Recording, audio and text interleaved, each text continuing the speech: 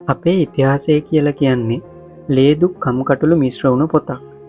මේ ලෝකයේ සෑම දිනක්ම නව යුද්ධයකින් නවකතාවක් බිහිවෙනවා. ඒවා අතරින් අද අපි කතා කරන්නේ පාකිස්තානය හා ඇෆ්ගනිස්තානය අතර යුද්ධයයි. ඇෆ්ගනිස්තානය කියන්නේ ලෝකයේ බලවතුන්ට පවා අභියෝගයක් වූ රටක්.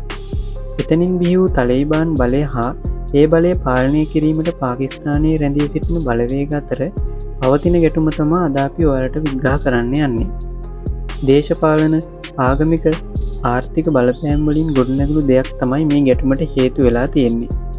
ඉතින් ලෝකය පුරා මෙම යුද්ධයෙන් ඇතිවන බලපෑම් මොනවාද යන කරුණු පිළිබඳව මේ වීඩියෝ එකකින් ඔයාලට දැනගන්න පුළුවන්. එහෙනම් රැඳී ඉන්න වීඩියෝවේ අවසාන තප්පරය තෙක්. 1947 දී ඉන්දියාවෙන් වෙන් වෙලා පාකිස්තානයේ ලෙස නව රටක් බිහි වුණා. පාකිස්තානයේ උතුරු ප්‍රදේශයේ ආසන්නයේ තියෙන ඇෆ්ගනිස්තානයට ඩියුරන් ලයින් කියන සීමාව ගැන ඒ කාලේ ඉඳන්ම පොඩි ප්‍රශ්න තිබ්බා. ඒත් 1883 දී බ්‍රිතාන්‍ය විසින් නියම කළ මේ සීමාව ඇෆ්ගනිස්තානය විසින් කිසිවිටකත් පිළිගත්තේ නැහැ. ඉතින් වසර 50කට වඩා තිබ්බ මේ හිත්තමනාපකම් ඇෆ්ගනිස්තානයේ තලිබාන් යටතට පත්වීමත් එක්ක තවත් වැඩි වුණා. 1979 වර්ෂයේදී ඇෆ්ගනිස්තානය තුළ සිදු වූ විශාල පරිවර්තනයත් එක්ක ලෝක ඉතිහාසයේ නව පරිච්ඡේදයක් ආරම්භ වුණා. එසේ ආරම්භ වීමට හේතු වුණේ සෝවියට් සංගමය ඇෆ්ගනිස්තානයට ඇතුළු වීමට තීරණය කළ අවස්ථාවේ.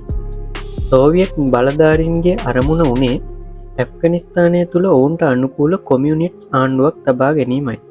කෙසේ වෙතත් මේ බලපෑම් වලට එරෙහිව ලක්ෂ ගණනක් වූ ඇෆ්ගනිස්තාන ජනතාව මුජාහිදීන් ලෙස හැඳින්වූ සටන්කරුවන් සමග සටන පටන් ගත්තා. ඒ යුද්ධය අවුරුදු 10ක් පුරා පැතිරුණා. ඒ කාලේ පාකිස්තාන භූමිකාව අතිවිශාල වුණා. ඊට අමතරව ඇමරිකාව, සෞදි අරාබිය වගේ රටවල් ඇෆ්ගනිස්තානයේ මුජාහිදීන් සටන්කරුවන්ට අවි ආයුධ, මුදල්, ආරක්ෂක සහාය ලබා දුන්නා. මේ උදව්ව ඒ කාලේ සිද්ධ කරේ ISI, එහෙම නැත්නම් පාකිස්තාන රහස් නියෝජන අංශය මගින්. ඒ කාලේ පාකිස්තානය කියන්නේ ඇෆ්ගනිස්තානයට ආරක්ෂක සහයෝගීතාවයක් දක්වන රටක් විදිහටයි පෙනුනේ. ලක්ෂ ගණනක් වූ ඇෆ්ගනිස්තානයේ සිටින පුරවැසියන් පාකිස්තානයට මේ යුද්ධයත් එක්ක පැමිණියා. ඒ සමගම පාකිස්තානයේ සමාජය, ආර්ථිකය හා දේශපාලනය තුළ විශාල බලපෑමක් ඇති වුණා. 1989 දී සෝවියට් හමුදාව ඇෆ්ගනිස්තානයෙන් පිට වුණත් එතැන් පටන් ඇෆ්ගනිස්තානයේ අස්ථාවරත්වය තවත් වැඩි වුණා.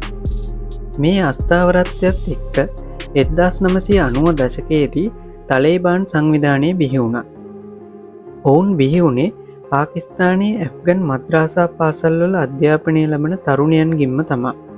මෙහිදී පාකිස්තානය ඒ වෙනුවෙන් උදව් උපකාර කරා. මෙහිදී පාකිස්තානය ඒ වෙනුවෙන් ඔවුන්ට උදව් උපකාර කරමින් ඇෆ්ගනිස්තානය තුළ ස්ථාවර ආණ්ඩුවක් බිහි කිරීමට කටයුතු කරා. 1996 දී තලිබාන් සංවිධානය කාබුල් නගරය අල්ලාගෙන මුලින්ම ඇෆ්ගනිස්තානයේ පාලනයට පැමිණුණා. එදා සිට රටේ නීති, සමාජ හා මිනිස් අයිතිවාසිකම් පිළිබඳව ගැටලු තිබ්බත් පාකිස්තානයේ එරට අසල්වැසියන් ලෙස සලකා ඔවුන්ට උදව් උපකාර කළා. තලිබාන් සංවිධානය බිහිවීමත් එක්ක අන්තවාදී කණ්ඩායම් පාකිස්තානය තුළ ගැඹුරු ලෙස ඇතුළු වීමට පටන් ගත්තා. ඉතින් කොහොම හරි 2001 සැප්තැම්බර් 11 ලෝක ඉතිහාසයේ වෙනස් කළ දිනයක් වුණා.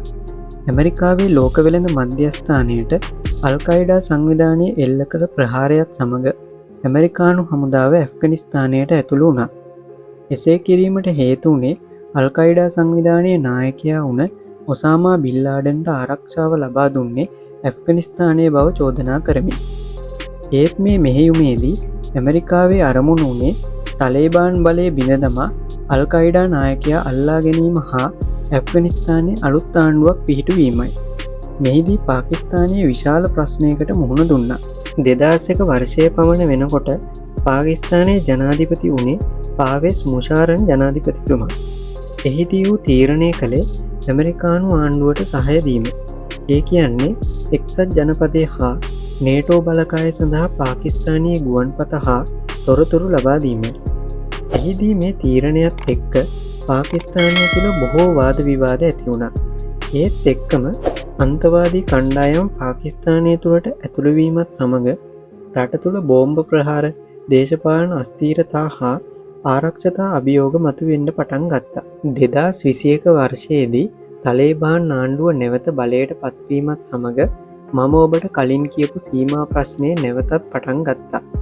උදාහරණයක් විදියට චාමන් වගේ ප්‍රදේශවල දේශ සීමා හෝමාරුවලදී දෙරටේ විශේෂ බලකා අතර අවි හෝමාරු සිද්ධ වුණා.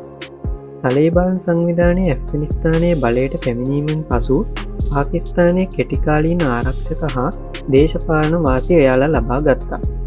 නමුත් මේ තත්ත්වය ඉතාම ඉක්මනින් වෙනස් වුණා. ඇෆ්ගනිස්තානය තුළ ක්‍රියාත්මක වන TTP කියන සංවිධානය පාකිස්තානය තුළ බෝම්බ ප්‍රහාර සිදු කිරීමත් සමග ඇෆ්ගනිස්තාන පාකිස්තාන විරසකය නැවතත් ආරම්භ වුණා. පාකිස්තානයේ චෝදනා කරන්නේ පාකිස්තානයට බෝම්බ ප්‍රහාර එල්ල කරන TTP සංවිධානයට ඇෆ්ගනිස්තානයේ යුදාධාර හා උපකාර ලැබෙනවා කියලා.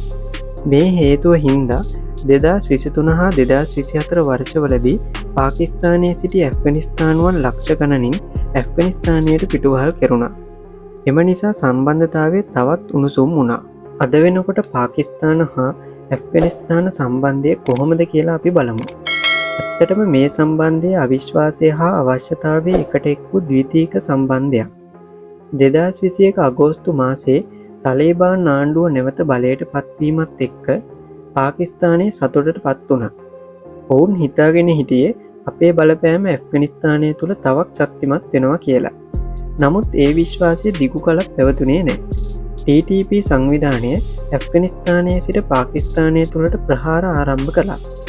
ඒ සංවිධානය ඇෆ්ගනිස්තානයේ තියෙන අල්-කයිඩා හා තලේබාන් සමග හොඳ සම්බන්ධයක් තිබුණා. ඇෆ්ගන් ආණ්ඩුවට එය පාලනය කර ගැනීමට අසීරු වුණා.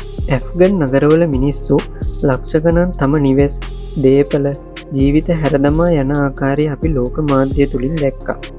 මේ තත්ත්වය දිරටම මානුෂීය හා ආර්ථික හානි ගෙන දෙන කරුණක් බවට පත් වෙලා තියෙනවා.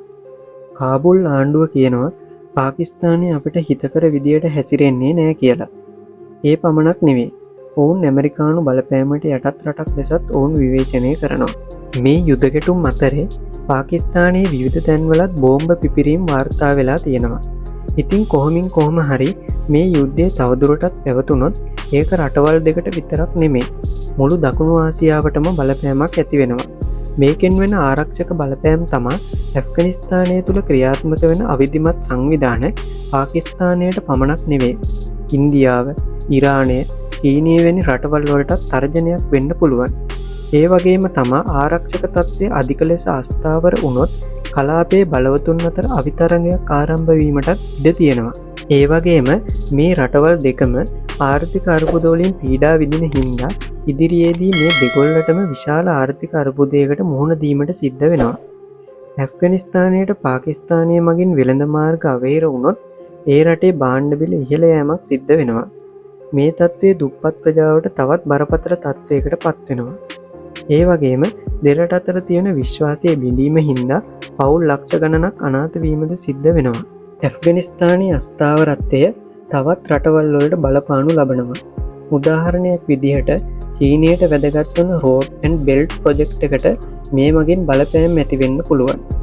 ඒ වගේම ඉන්දියාවට, රුසියාවට හා ඇමරිකාවට නවතර්ජන ඇතිවීමේ හැකියාව පවතිනවා. ඉතින් කොහොම හරි මේ යුද්ධය අවසන් කිරීමට ඇති එකම මාර්ගය වෙන්නේ ද්විපාර්ශ්වික සාකච්ඡා ආරම්භ කිරීමයි. ඉතින් ඔවුන් අනාගතය ගැන සිතා එකට වැඩ කිරීමෙන් මේ කලාපයට සාමය අත්කර ගැනීමේ හැකියාව පවතිනවා. ඉතින් අනාගතය තීරණය කරන්නේ නායකයින් පමණක් නෙමෙයි, ජනතාවගේ මතද එකට එකතු කරලා හදන හොඳ තීරණ මතයි. ඉතින් අදට අපි සමුගන්නවා. වීඩියෝ එක හොඳයි නම් අනිවාර්යෙන් channel එක subscribe කරන්න. වීඩියෝ එකට like එකක් දාන්නත් අමතක කරන්න එපා.